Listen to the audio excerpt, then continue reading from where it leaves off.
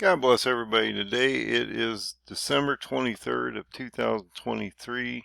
This is a Daniel 8 update. So in the last 24 to 48 hours, we've seen a lot of activity between the PKK and Turkey on the northern border of Syria and Iraq. This article came out just today, indicates Turkey hits Iraq, Syria with airstrikes after 12 soldiers were killed.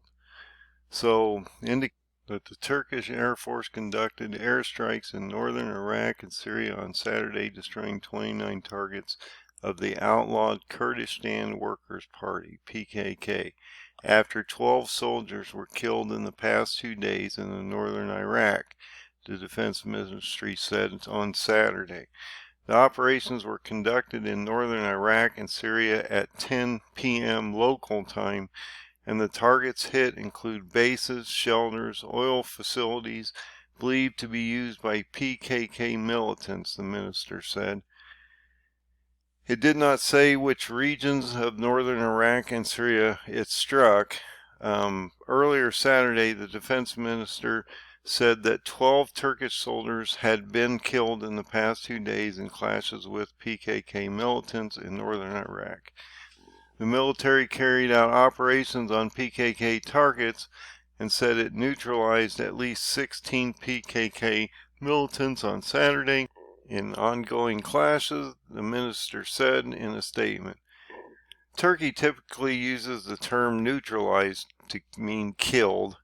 The minister also said 7 militants had been killed on Friday. So this is starting to ramp up on both fronts. It's indicated in the Bible that it would. If you look at Daniel 8, you realize that Turkey will come in, at least invade into Syria. They've been bombing both the northern borders of Iraq and Syria for some time now, and so they've been knocking out infrastructures and different things like that. They had started a phase just before October, ended the first phase on October 5th, and then they moved into the secondary phase where they're basically bombing all this infrastructure and other types of things. They indicate here that the PKK is designated a terrorist group by Turkey. The United States and the European Union took up arms against Turkish state in 1984. So this has been going on for some time, and Turkey regularly carries out airstrikes in neighboring Iraq as part of its offensive against PKK militants based there. So just realize that this is ramping up over here. It's another front. There are multiple fronts in the Middle East. No one talks about this front. And in this article, this indicates that Erdoğan vows to prevent terrorist structure in northern Iraq and Syria.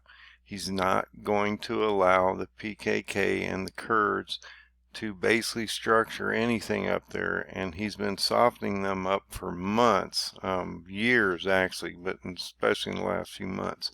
Says Turkey will not allow a terrorist structure to form along its borders with Syria and northern Iraq.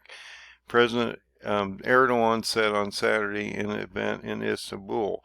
He's been trying to build this 30-mile buffer zone, but then he indicated just in the last month or two that he actually wants to make that about a 70-kilometer zone, which is about 45 miles or so. This is that Operation Claw Sword, which actually started in October 9th of 2019. He started this original operation to sort of knock these Kurds back 30 miles. He's been going at this for some time. This has been going on since 1984. It says during its more than 35-year campaign of terror against Turkey, based on the article, the PKK, listed as a terrorist organization by Turkey, the U.S., and the EU, has been responsible for the deaths of more than 40,000 people, including women, children, and infants. And it's really interesting that they would state it like this, because we backed the Kurds for some time, for years.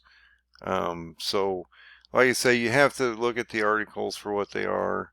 I'm just showing you the articles because it's pertinent to today. And so I try to bring all these different articles to you so you can actually see them. So I just want to make you aware of this situation over here. I do believe it could be ramping up. We'll see how that turns out.